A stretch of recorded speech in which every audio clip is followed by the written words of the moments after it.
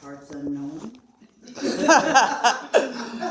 I'm here right this minute. Yeah, one of the spirit travelers that goes where she is led. And today we are so blessed to have you here. She comes with a great background, Sufi background, and I'll just let her come up and tell you more about that and whatever else is on her heart too.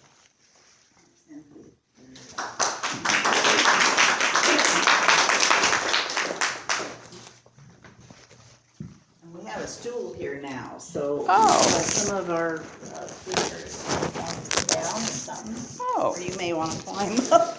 I like to see everyone. I can Okay, see them better. Just about been right for you there? I think so. All right, thank you, dear.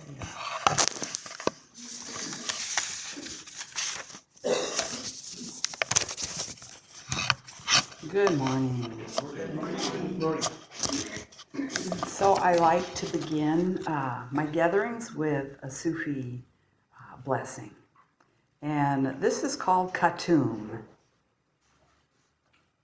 Thou, who art the perfection of love, harmony, and beauty, the Lord of heaven and earth, open our hearts that we may hear thy voice, which constantly cometh from within. Disclose to us thy divine light, which is hidden in our souls, that we may know and understand life better. Most merciful and compassionate God, give us thy great goodness. Teach us thy loving forgiveness. Raise us above the distinctions and differences which divide us. Send us the peace of thy divine Spirit, and unite us all in thy perfect being. Amen.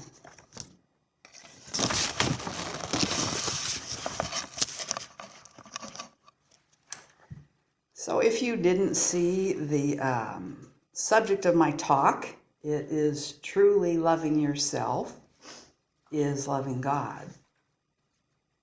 And those were great songs, just right on target.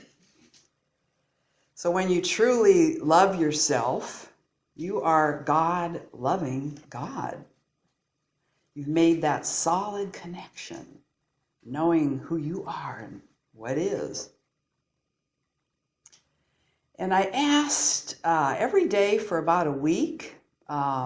I went to a 7-day silent retreat with about 20 Sufis at Lake Coeur d'Alene. And it was worth 3 days driving back, hitting the gorge, seeing the semis overturned, checking my phone to see if I go in these 3 hours, I can get through that gorge when there's no ice and only a little snow. So I was very mindful for 3 days. And also the first 3 hours, I asked 3 people, do I need chains to get out of this place? Because it'd been snowing. We're in these nice little lodges on Coeur d'Alene. And you know, they all said no, because you're going to hit the road and then you have to take them off. So I was happy to listen to their opinion. They knew better. They lived in that country. Well, it turns out in 10 minutes, I realized I should have listened to me, which said, put your chains on. So 3 hours, 20 miles an hour, driving on ice. I learned about my older car. It has a light that says no traction. I mean, I've never seen that. I'm from Arizona, you know. So anyways, it was intense, but it was worth it. 7 days of silence. If you ever get an opportunity, even a few days, a few hours in nature, well, you guys do that. You know, you live here. So what I did every day, one thing, was I talked to God. And I said, what is it that keeps me separate from you? It must be some kind of mind game, because I know I can't ever be separate from you. The source of my being, But sometimes we pull away. So you might ask, and we will in a while, what do you do that keeps you separate from the divine, from oneness? And I acted like God was there as a good friend. And Hafiz and Rumi both call the beloved the friend in one aspect, Wali. And it's like, I don't know why I'm doing this. It's like, why do I back away from you? Why do I not sense your presence all the time? Am I not trusting you? And then that hurts me to think God thinks I'm not trusting him. I mean, he's seen all this before, I'm sure. But I needed to come to grips with that. And I did discover some things, and I will share them with you in a minute. But first, since it is almost Valentine's Day, and love is in the air, I want to get clear on what that is, which some of these thoughts I'll share might startle you, and they are from Eric Butterworth. So love is a cosmic process, and if we don't come to understand it that way, we will not actualize our divinity.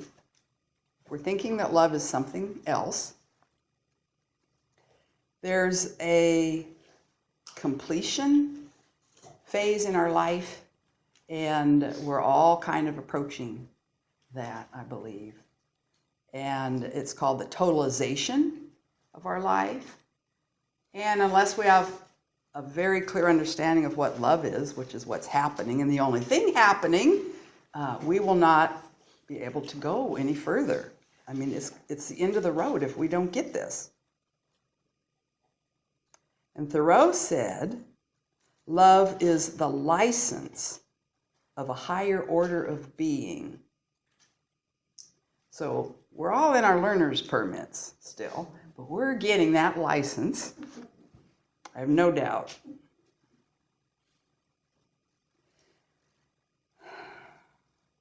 So love is not getting something. We all want to get love. Sometimes we feel that love is like a commodity and we want to exchange it. I'll give you some love, baby, and you can give me some love. But that really isn't what's happening. Love is not getting something, it's being something. It's the inner, deepest power within our hearts. It's an attitude, a perception. So we're not born empty and need to go find special people to fill up that emptiness with what we are considering might be love.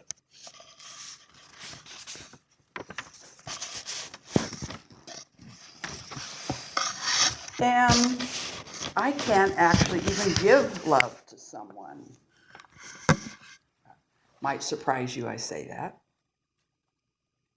I can't give love to someone because nothing goes out of me and's gone from me. I can share the love that I am. It's our very existence and our nature. And if I am fully in that divine consciousness of love, and you are fully in that divine consciousness of love, when we get together, we intermingle in that field, we amplify, we supersize. That's what happens here.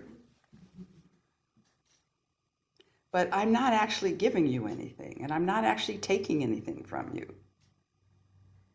Love is what is. So you can't fall in love and you can't fall out of love. You are love. You cannot make love happen.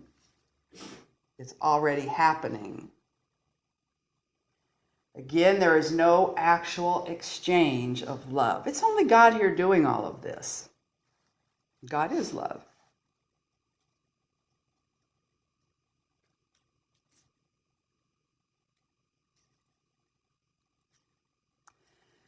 So we want to be in attunement with this cosmic flow.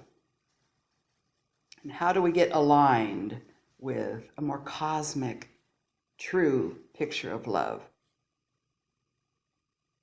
Well, the greatest need that we have is to love, to allow that love through, to express love, to become a radiant field of love. Love has to love. If you put love like a butterfly in a box, it's going to die. Love has to love. It doesn't even care where. It doesn't care about the outcome. You might, your little me might, but love itself can just be expressed onto bystanders. That's what it wants to do. So love is not getting something, giving something. It is being that which you are.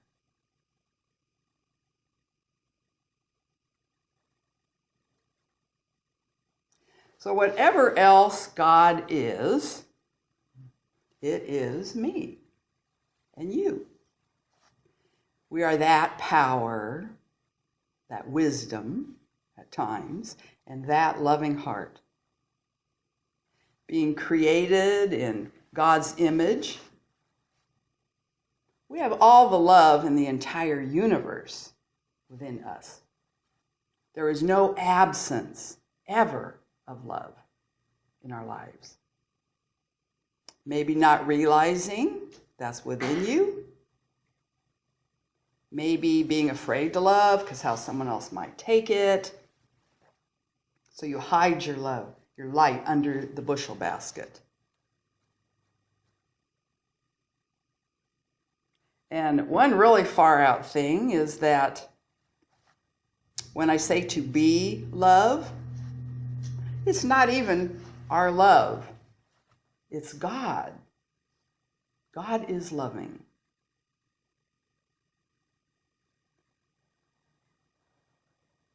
When we truly love ourselves,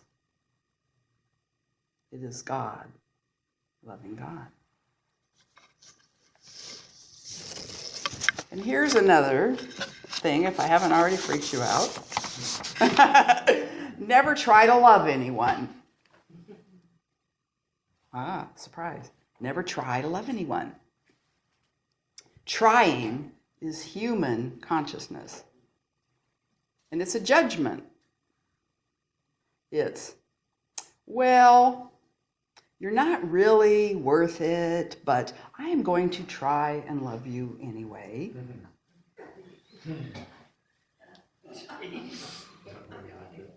So this is kind of a Yoda thing, I think. To try to love is not to love. So don't try. Allow. Letting is the opposite of trying. Let love flow through you. And there's no strain or drain in the loving. If you're feeling strain or drain in your connections with people, it is most likely because you're trying to overcome things with your willpower. And not through willful determination can we get ourselves centered. We have to relax into grace.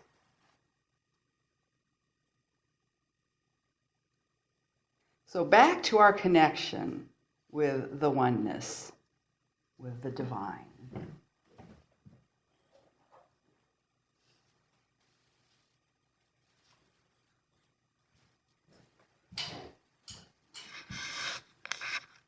So talk to God. Make that a close practice this week within your soul and ask, how am I keeping myself apart from you? Every day you're going to get some new revelations. So at the Sufi camp, I did come up with some things. This is just random things I jotted. How I keep myself separate. I get trapped by or attached to worldly events.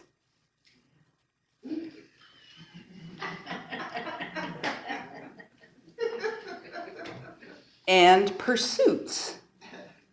Gotta do this, gotta do that. What am I supposed to do next? I live in the future or the past. God doesn't especially live those places. I have doubts about myself or my life as it's showing up, especially fear about the unknown, which doesn't even exist. I'm impatient. My beliefs about God can be limiting me if they're limited beliefs. My practices, which I love to do, I love ritual. Images I might have. I wear green tar just because I love her. But we can get trapped in seeing things as other. I believe that God is God and I am me, and I forget that others and I are God. So even in your talking to God, it's like for a moment we're going to have this talk. I need to have this talk. You're talking with your own higher self. God's talking to God. Nothing else happens on this planet. Although there is a very thick layer of ash covering us to keep us perhaps not remembering who we are yet. Here's my favorite one for me. This is what keeps me apart. Thinking too much. Anyone have that problem? Oh gosh. Yes, breathe. Breathe in, breathe out. Go back to your breath. And thinking I am only connected sometimes. Only when I'm really in tune, maybe after I pray or meditate or all of my amends are made with people. I'm not remembering in every breath and in every moment I am connected.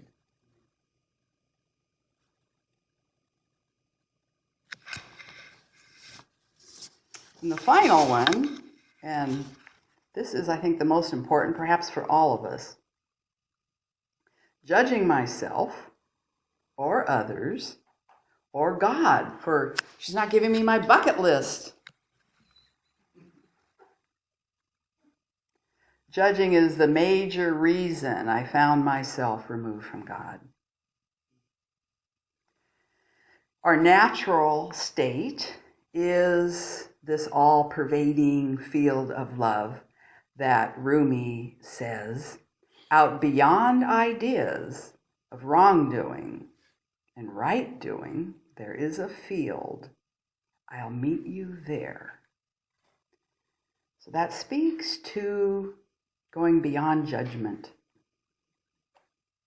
It is one of our biggest obstacles.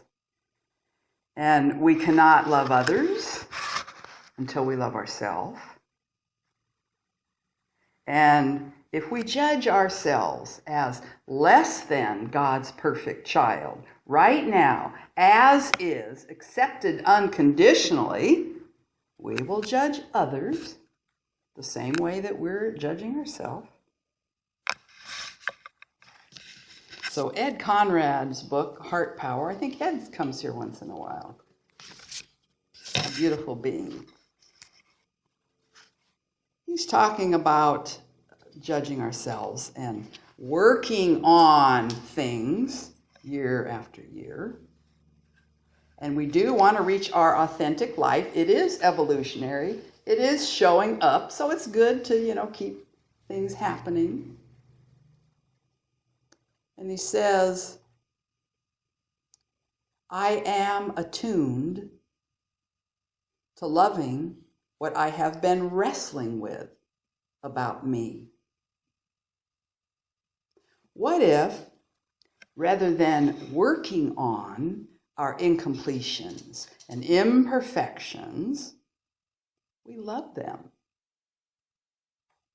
We accept and don't resist our incompleteness that for years has kept us awake at night. This is called falling in love with our humanity.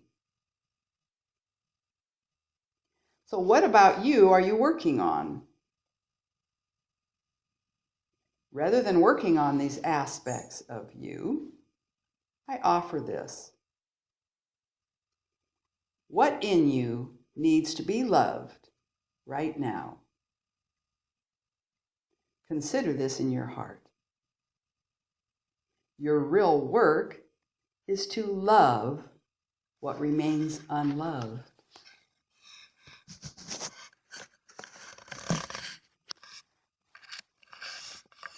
So here is a simple technique that I'm going to invite you to do right now. This isn't our meditation yet, but if you would like to close your eyes, you can.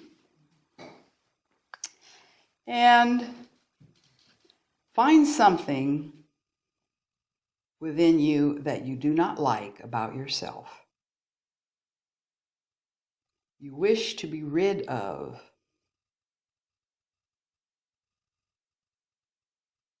It could be that extra 20 pounds that won't go away. It could be how you're too much a perfectionist. It could be that you always need to have an opinion about something. It could be your house is a mess. It could be a lot of things. So pick one thing that you really wish you could get rid of. You might even feel this in your body somewhere, maybe behind your heart, this self-judgment. Now, love it. Love that imperfection just the way it is. Send love to yourself about this issue. Love that thing itself. And love yourself for wanting to be rid of it. Whatever it is, love it. And love yourself for hating that part of you.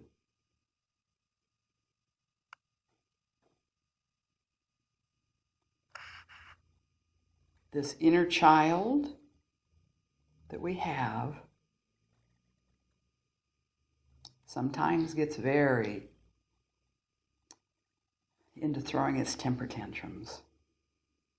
But love yourself for hating that part of you. So rather than trying to love yourself all the time, love however you feel. If you're hating yourself, love yourself for hating yourself. If you're feeling things that are not positive, don't resist them. Love yourself for feeling them. And you'll know why, and things will straighten out. We have to love ourselves. So if you will make friends with how you can love hate, and I think this could really be amplified on a whole national and world scale, what I'm saying here. I haven't thought that through, but loving the hate, whether it's within us or outside of us, we have to be who we are. So you can go ahead and bring your awareness back here. Only by learning to love ourselves can we rise out of the quagmire, the mud of judgment, and to merge with the beloved, that one that totally loves us, however we are.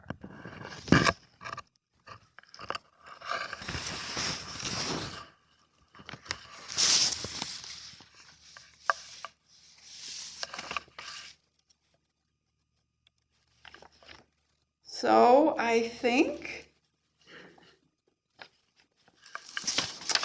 I would like us to say to ourselves,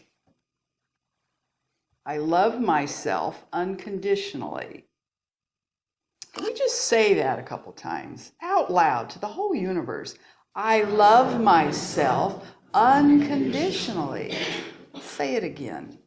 I love myself unconditionally.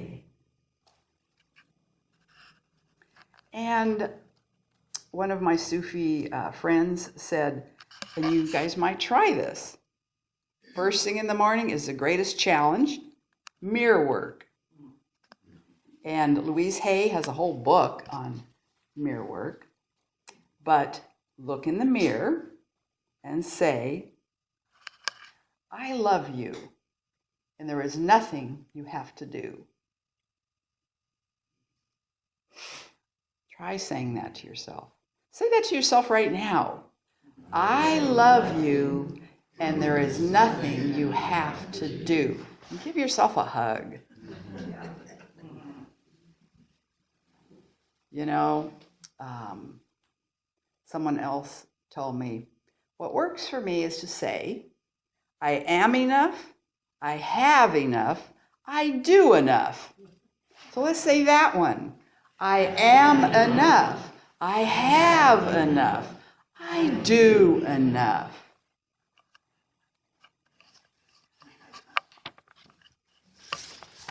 So I would like us to do a meditation now. Go ahead and close your eyes. Take a deep breath and really let it out. Let all of these words leave like wind. What your soul needs, it has. Just let it all go. Come into complete presence.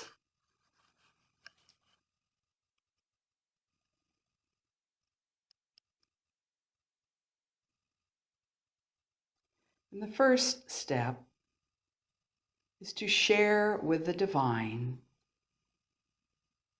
Wali, the divine friend, wounds that you experience now in your life. There are wounds we carry. Some go way back.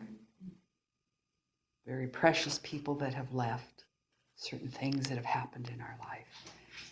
Go ahead and share what some of those wounds are. Share with the beloved.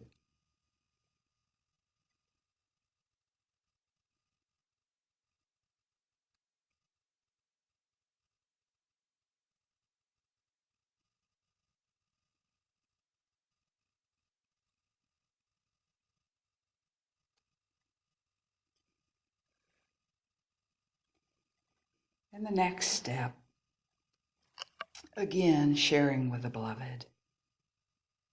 At this moment, is there anything you are fearful of, or anything that concerns you? What do you fear? What are you concerned about? Let them rise, share. This is your best friend.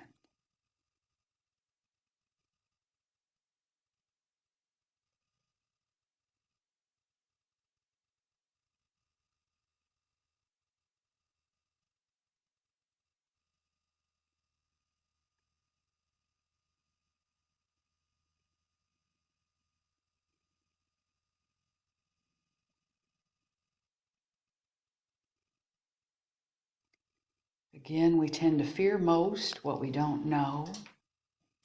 Can we be okay with not knowing? Can we trust?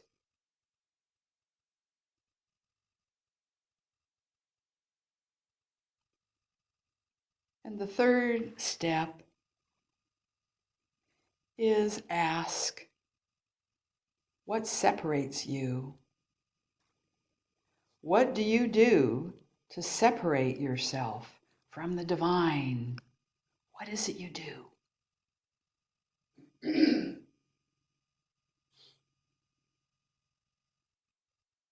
What mind game are you playing?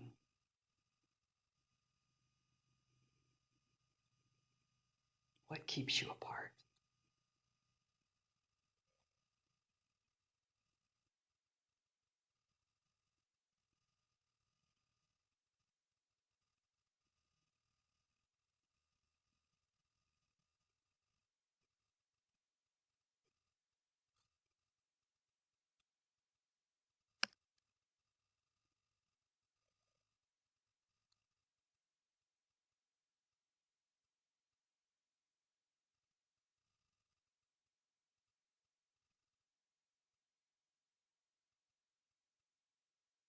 The final step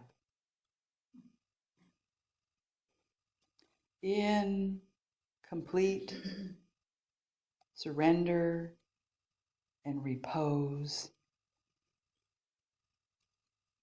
Let go of all will and effort.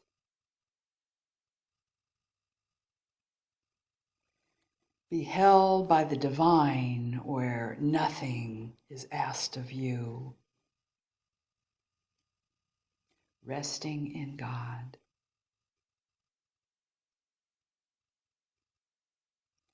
To be held in the embrace of God who holds you in love. Deeply resting in the beloved. This is communion. Feed yourself for a minute of this eternal, precious communion.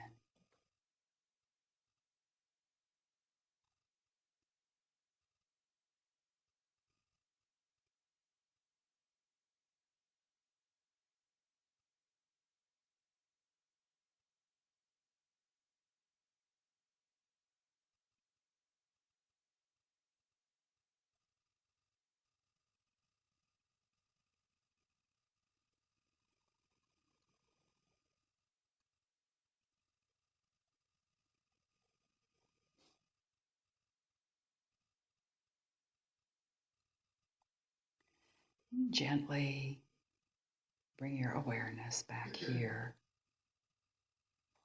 but keep the deepest part of you in that true place of your being always, always.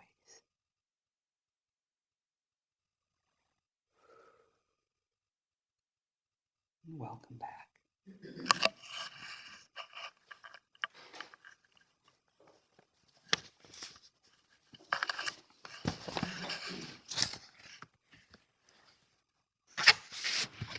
Thank you all so much.